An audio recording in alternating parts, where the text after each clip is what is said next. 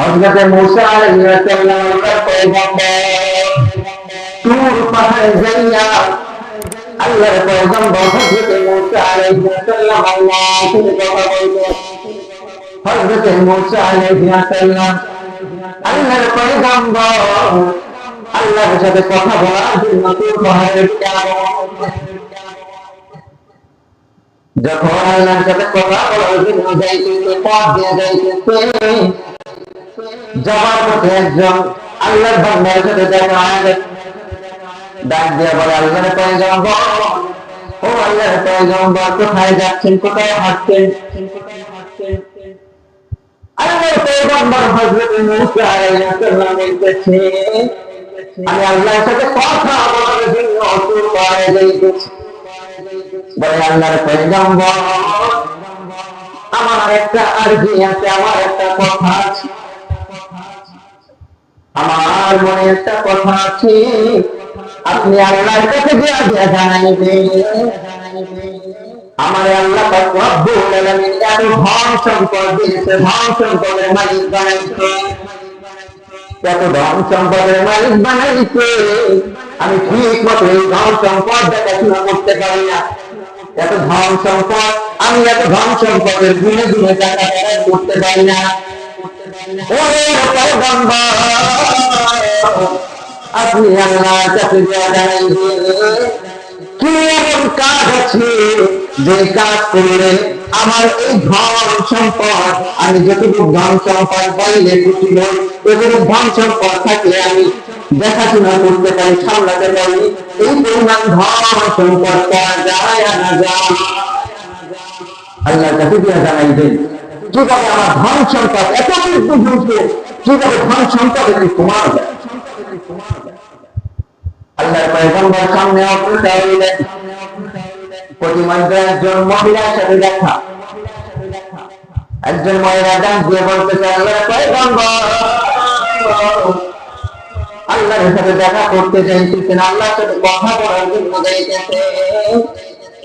আমার মনের একটা আরজি আছে, আমার মনের মধ্যে একটা কথা আছে, আল্লাহ জানাইবে, আল্লাহ জানা দিবেন। আল্লাহর পয়গম্বর, আমাকে আল্লাহ পাক রব্বুল আলামিন এত গরীব বানাইছে, গরিবে হালাল দান করছে, ঠিকমতো আমি খাওয়া দাওয়া করতে পারি না, আমার সন্তানদেরকে খারাপ না খাওয়াইতে পারি না, ঠিকমতো আমি খাইতে পারি না, চলাফেরা করতে পারি না, ভালো কাপড় জামা পরতে পারি না।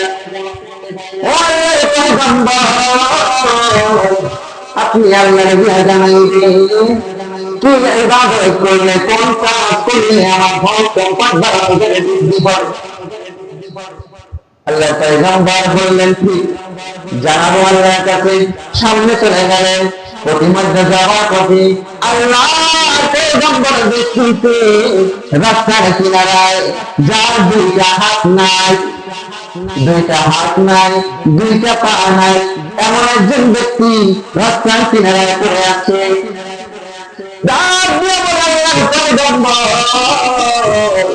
দাঁড়ান, আপনার সাথে আমার কথা আছে। বলে, কি কথা? বলে, আল্লাহ পাক রব্বুল আলামিন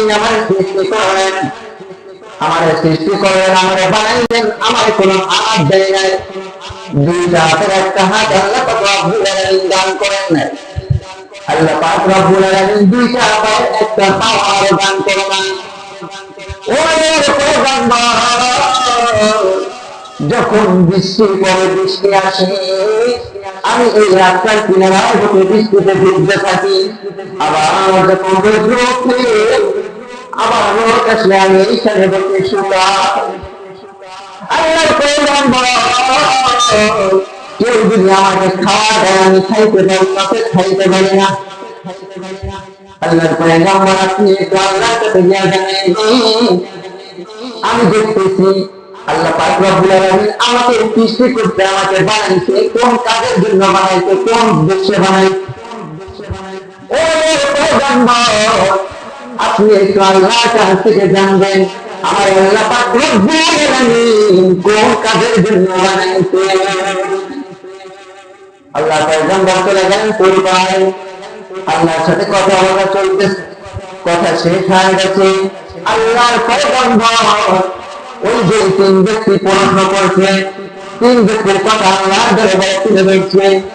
রব্বুল আলামিন আপনার সাথে কথা বলতে আসার পথে তিনজন ব্যক্তি তিনটা প্রশ্ন করেছে, তিনটা কথা আপনার কাছে বলতে জানাইতে বলছে।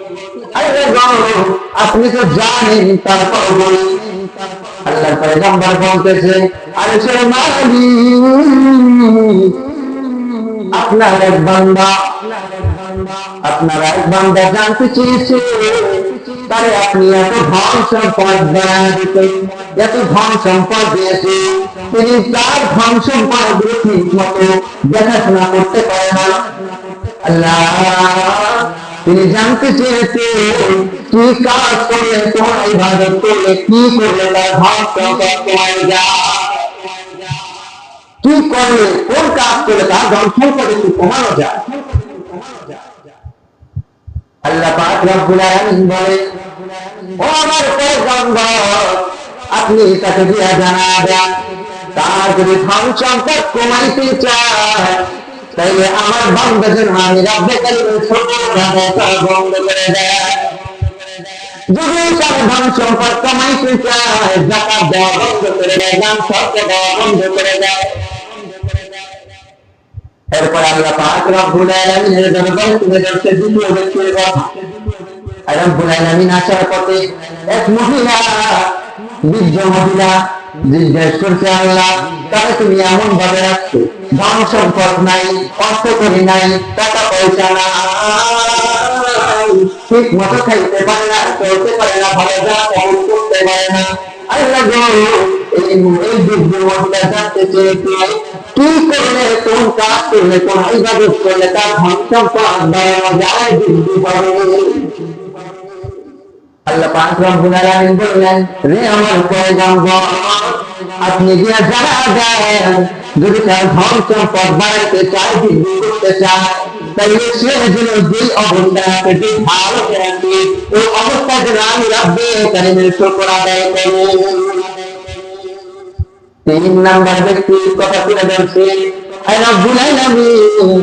তৃতীয় ব্যক্তি আপনাকে জানাইছে, তার মনের কথা বলছে, বলে কি বলছে, আল্লাহ আপনাকে দেখছে, আপনি তো দেখেন, আপনি তো জানেন আপনার বান্দার দুইটা হাত নাই, দুইটা পা নাই, সুন্দর এমন হয়ে গেছে রাস্তার কিনারায় পড়ে আছে।